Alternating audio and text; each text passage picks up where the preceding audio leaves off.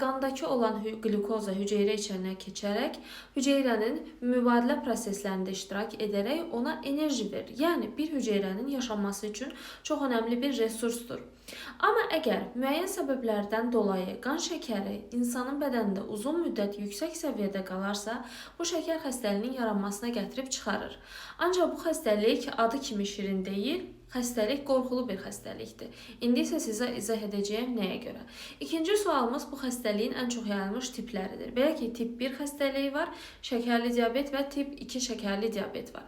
Tip 1 şəkərli diabet daha çox cavanlarda görünür. Bu zaman %100 insulin yoxluğundan söhbət gedir. Yəni, tip 1 şəkərli diabeti olan insanın bədənində insulin hormonu ifraz olunmur.